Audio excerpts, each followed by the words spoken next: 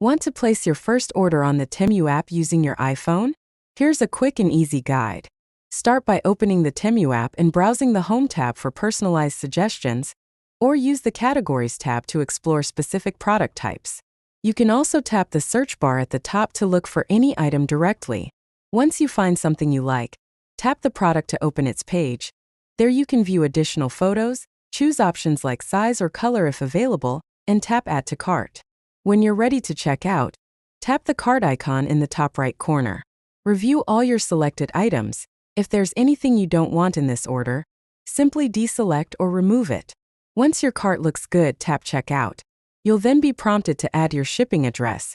Make sure all details are accurate for smooth delivery. On the next screen, choose your payment method.